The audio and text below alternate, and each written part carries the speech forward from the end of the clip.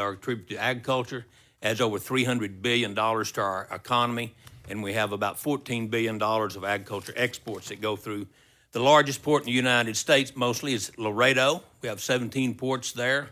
One day's time, there'll be over 25,000 trailer trucks go between the state of Texas and the state of Tamaulipas. That's averages about $1 billion worth of trade. So it is a big business. You received a copy of our year 2024 in review. If you'd like to look at that and have any questions later for us, feel free to reach out to me or my staff. We're very pleased that you funded our suicide hotline. We call that the Agri-Stress Network. We've reached out and saved the lives of about 300 farmers through that. It's become very popular. We've been able to work with other states and expand it to 10 other states. So there's 11 of us now sharing the cost of that Agri-Stress helpline. We're going to ask that you fund that again. Our Go Texan program, our marketing program, again, is very successful. Thank to you. We're celebrating our 25th anniversary. We just last fall set a record at the state fair of our Go Texan country store, sold over $1 million worth of Texas products in less than 24 days. Our international trade is very active. We have set up trade missions with 34 countries since we last met, and open markets in those 24 countries, setting up new trade relations for not only agriculture but all types of Texas businesses. We've during the 88th legislative session, you generously approved our biosecurity measures. That has been very successful. You gave us 60 FTEs. We were funded for 30. We've hired those 30. We've expanded our biosecurity operations, roadside stations. We went from stopping 200,000 trucks this last year. We stopped 800,000 trucks, and violations are up almost 900% because of that program. We're going to ask that you fund the other half of those FTEs and actually add another 36. That would allow us to operate 24/7 year-round on 3 different road stations.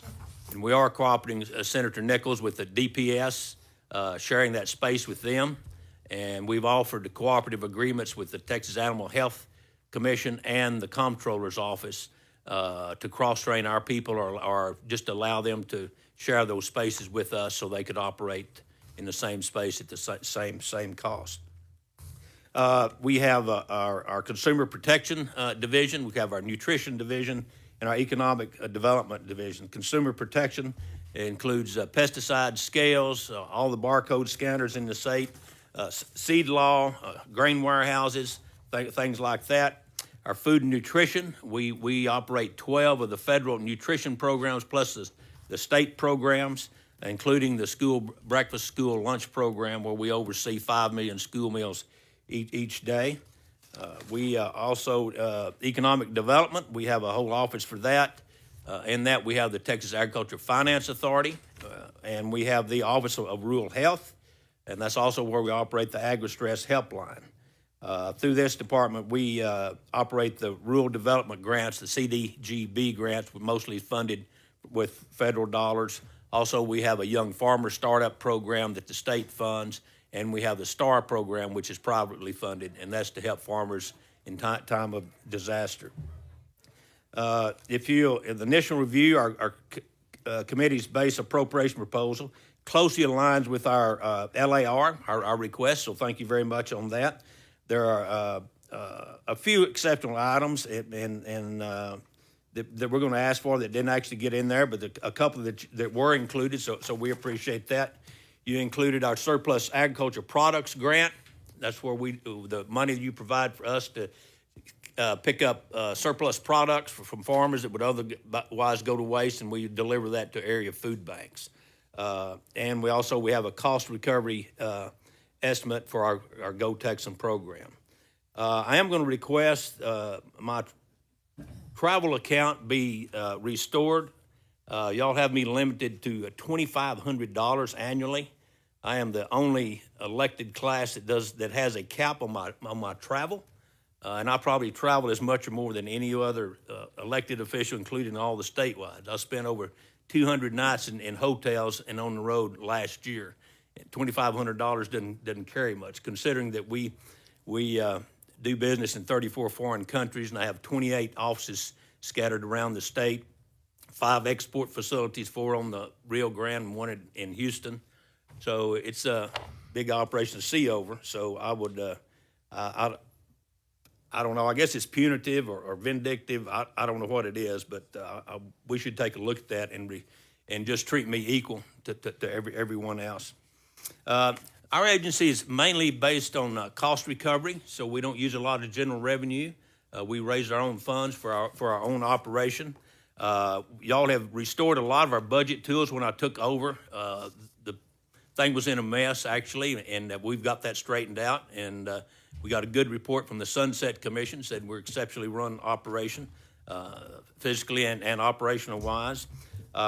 We need 2 more tools to operate efficiently. One is y'all restored our unexpended balance from year 12 to 13, but we still have our money swept in month 24 to month 1.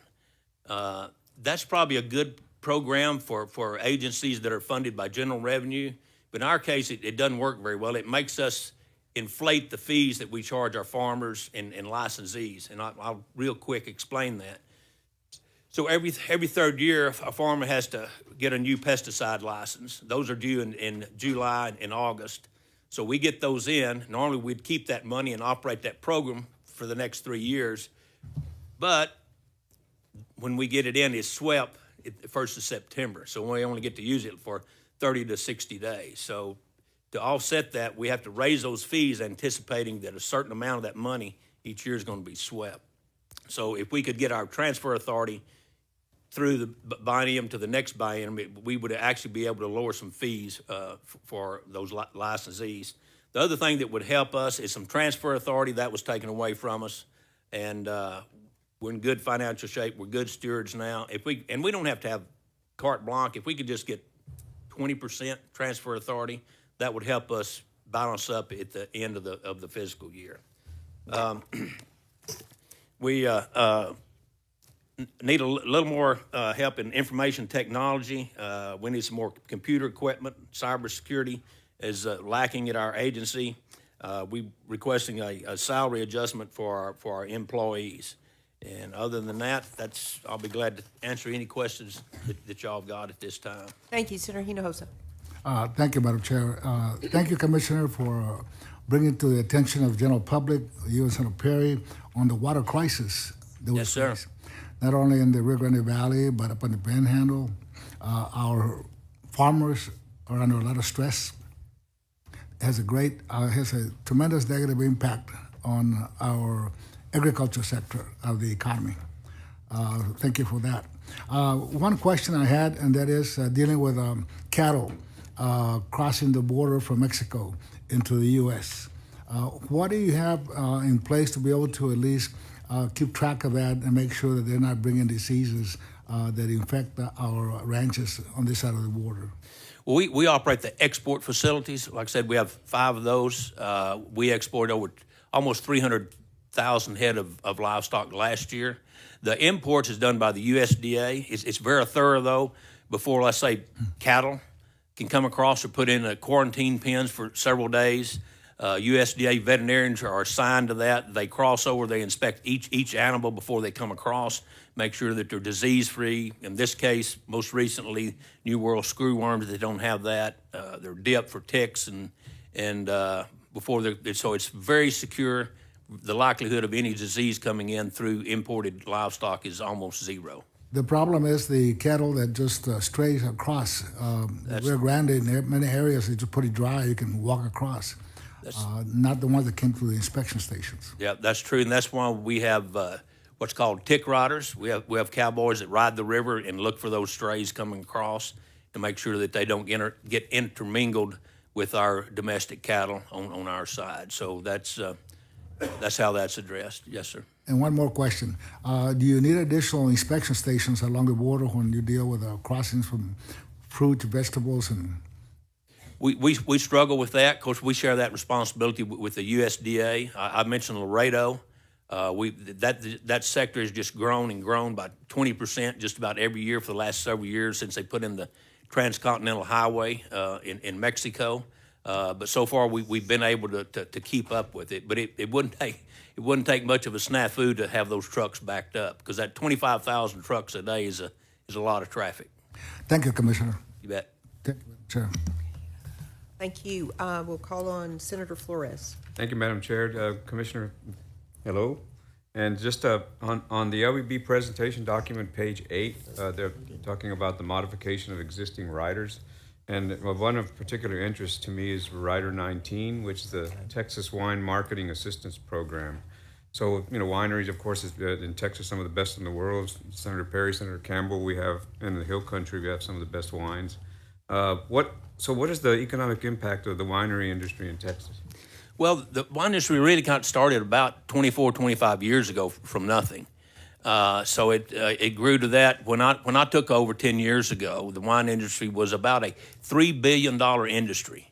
That's pretty good for Texas. And in the 10 years since I've been in office, we've grown that to a $20 billion industry.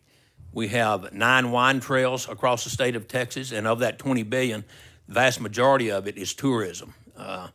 Our marketing is a little different approach than the regular wineries would sell to a distributor and then sell back to retail outlets. We have a different model, and the wineries here in Texas mainly retail themselves. They have wine clubs, and they promote wine tourism, and people come in, say the Hill Country or the High Plains or East Texas, and go on our wine trails and spend a weekend doing that. So it's been very lucrative for us. We're catching up to California. We're not there yet. Their wine industry is falling off, and ours is growing by leaps and bounds.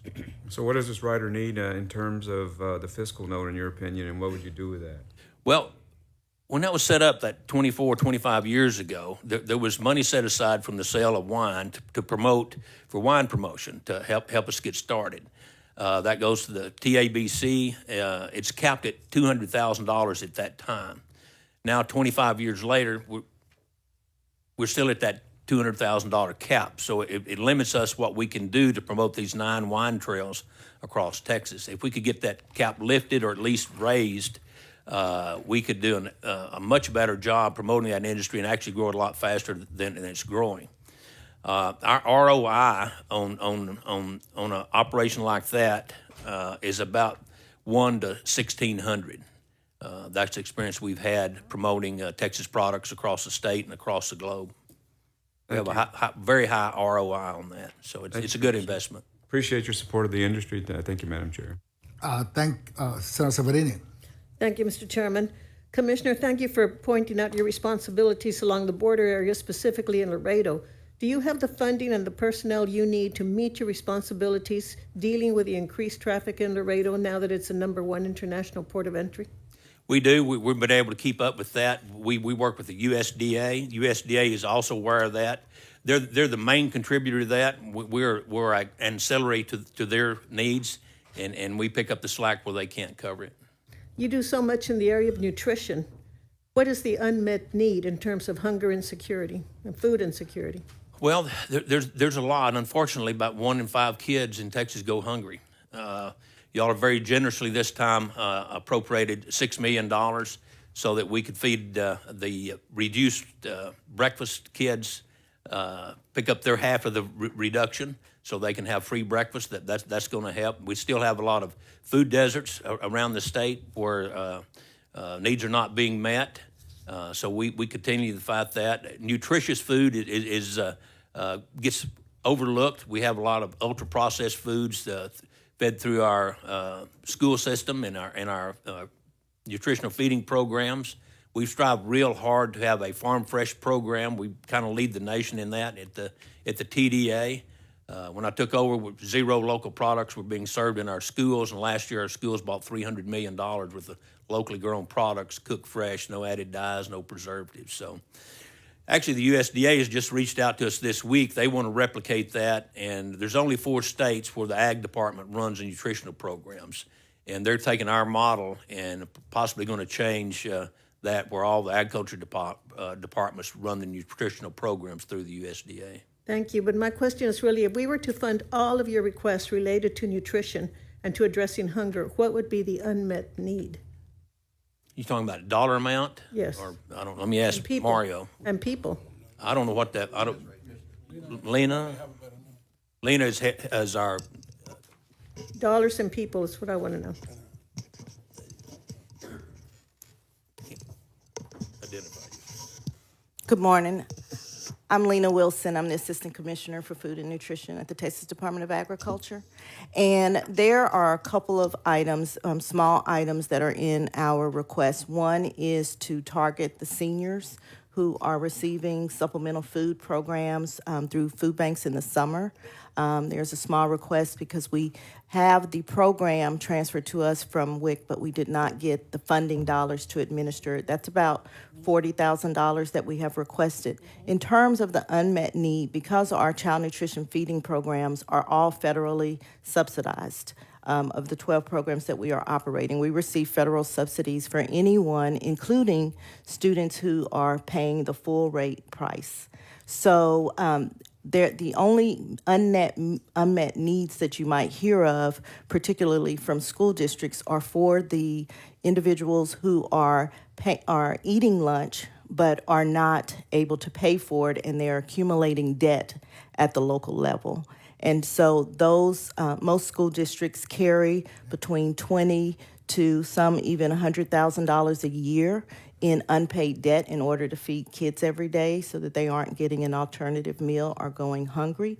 And so what I would say to answer your question is there are federal subsidies to meet most of the needs other than some of the unintended consequences of the feeding programs where we are not able to account for how many people do not have the copay or the small amounts that they need to contribute from families. Thank you. And my third and final question, Commissioner, is given your responsibilities related to the water disagreement with Mexico, do you have the funding and the personnel needed to address your responsibilities related to that international problem?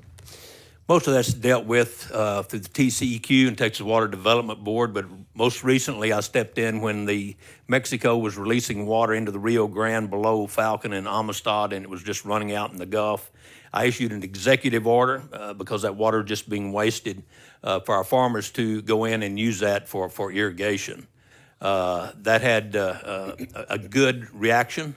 It got the TCEQ, the Texas Water Development Board, Mexico, the Water Authority, and the irrigation districts talking down there.